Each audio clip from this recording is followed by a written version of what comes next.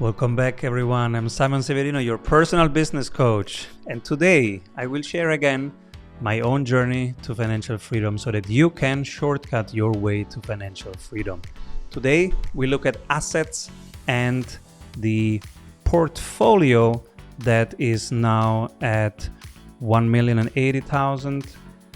The goal of this channel is for you to crush it in marketing, in sales, in income generation, having multiple income streams, and in assets. Today, we will dive into the assets part.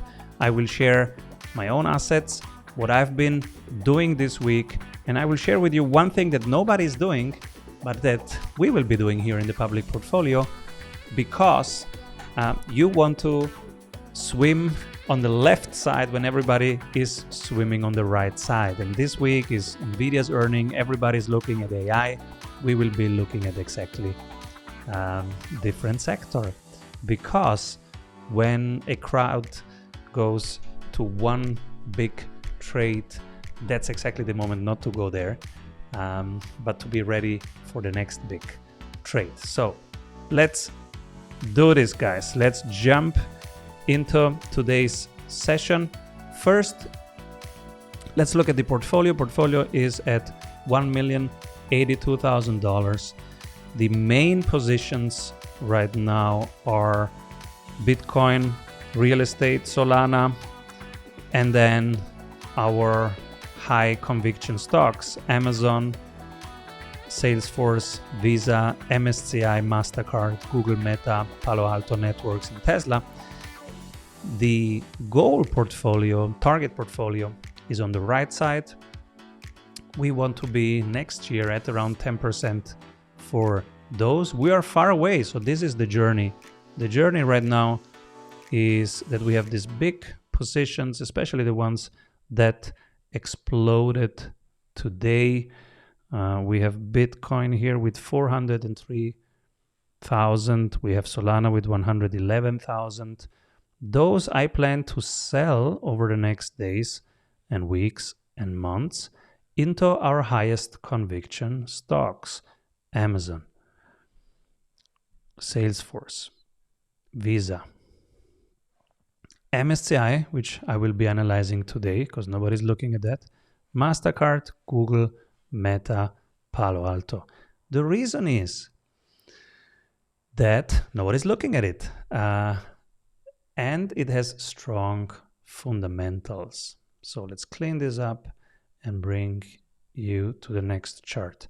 I'm studying the super investors because, as you know, my superpower is not investing. My superpower is sales coaching. I'm a sales coach since 22 years, and this is my only superpower. But after being so many years in business, at some point you have some money, and I had no idea how to keep money, so I started learning it. And how am I learning it? By studying the best. One of the best is Dave Cantesaria from Valley Forge Capital. And he has been beating the market with a very concentrated portfolio that's really just made of a few parts. Let me show you the parts, and let's find the surprise. FICO. Wonderful company. I hope I can add FICO to our portfolio, but it never reaches the valuations that I want. MasterCard, it's in our portfolio. SPGI is the indexer of the S&P 500 and of the Dow Jones.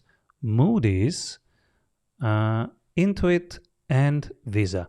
Those are the main positions. This is so tiny we don't have to think about them. So it's 6 positions around mainly 3 topics, right? Credit rating, indexing, and networks. Most people call them payment networks, but I think it's just networks and network effects when we look at Visa and MasterCard, because they don't pay anyone. They just connect the buyer, the vendor, and the banks. So they are just the network that connects. They're super connectors, if you want. And you know that I'm looking for network effects. So he has these amazing companies. He's beating the market with this little portfolio. I was very inspired by him to enter MasterCard and Visa when I started studying him and his portfolio. And you will find that he has no MSCI. It's the same logic, it's the same portfolio building philosophy. So MSCI would fit in really, really well here, for example, instead of SPGI, which I like less based on its fundamentals. Also, and you will see MSCI has 97% subscription revenue, so recurring revenue, which is higher than SPGI's. It doesn't have a monopoly like FICO or Moody's in the rating sector have. They have a duopoly, but very different ratings, by the way.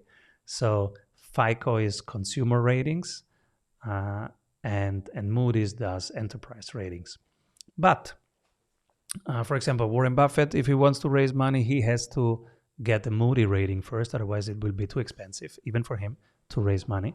And if you want to have a loan, even if it's just $2,000, you want to buy a new mountain bike, you will be asked for your FICO score when you do that, if you're in the US. So this is Dev Kantesari's portfolio, and there is no MSCI here. I was surprised by this. I go back to my own homework, because in the end, only your own research is what counts for your decisions.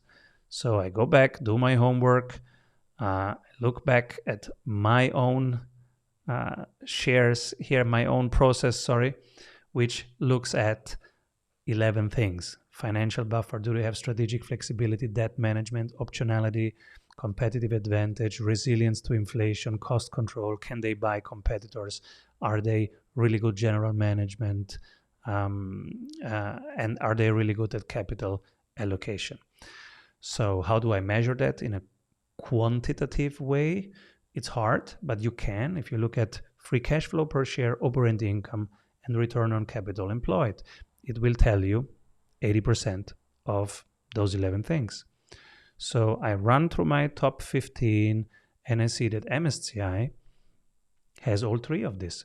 If we look at operating income, let me visualize this for you even more. Operating income, steep up over the last 9 years. Free cash flow per share, up over the last 9 years. No dip. And the markets have been very volatile, but there is no dip in here. Return on capital employed, free cash flow per share, operating income, all pointing up in a 45-degree angle for 9 years. So this has my attention. But I do not rely just on my own research. I always try to invalidate my thesis. So I go to platforms like YouTube and Twitter and whatever I can find, FinChat, to double check my thesis. One very interesting analyst that I found is Arnie Tretzi. And he shared this thread that I want to share with you, because also from his perspective, MSCI, again, nobody's looking at it because everybody's looking at NVIDIA. But if you look at it, you find some interesting things. So let's look here. First, he says it's much stronger than its current price suggests.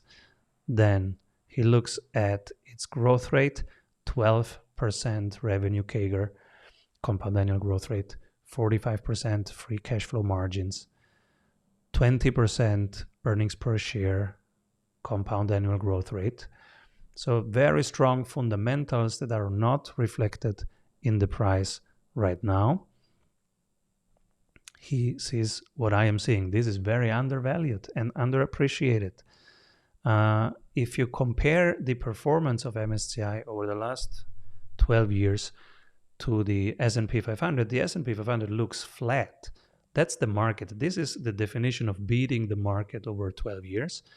And if you look at the price right now, it looks pretty cool. What else do we want to see? Let's look at the industry itself. It owns kind of 1/4 of its industry. Its competitors are the S&P 500, and the FTSE Russell. So these are the most known indexes, right? There is the Dow Jones, there is the SPX or SPY index, there are the MSCI indexes. Very famous is MSCI World, MSCI Emerging Markets, and there are also others. So it's capturing 1/4 of that market with around 24.7% of that. It's in the winners area. So those are the gatekeepers in that market. What else do we want to know? How much percentage is recurring revenue? 97% of it is recurring revenue. So it's low risk. I don't remember from the top of my head how much percentage recurring revenue is in SPGI. Last time I checked, it was a lower number. It's growing fast. This is looking at revenue growth, and it doesn't have to do much to get money because it makes money when the markets are down and it makes money when the markets are up. So it's pretty cool. And then here also, these analysts finds the same trajectory that I've been finding. We're looking at even the same metrics here, which is return on capital employed and free cash flow per share, because you can't fake them. If you have those things in order, that means you have costs under control, you have growth under control, you are running the company in a very good way. And if you can nail that for 9 years in a row, you're crushing it. And if everybody's looking at NVIDIA, this is the perfect moment to look at MSCI, because nobody's looking at that. It's not an AI hyped name, but it's been winning since 9 years. So of course, you don't know if the next 9 years will be like that, but you can look at the probabilities, and the probabilities really look good here. So this is Arne Trezzi. If you want to look at his work, I really like it, and I started subscribing to his work, and I think this MSCI piece is really good. He also compares it to the main competitors, SPGI and Moody's, and we can see how MSCI is typically traded at a premium versus those other two, but right now it's not. Right now the valuation looks really good. The only question is, do you think will it stay a winner or not? I do so, and there's a high probability that it does. So I think the risk-reward ratio is really good. I will be adding MSCI to my position over the next weeks and months. I will be taking the capital from here, my Solana position, which is 111,000. And by the way, after I take the capital from Solana, it will probably go back to 111,000 anyways, because it's growing so fast. And I will take it from the 402,000 Bitcoin position.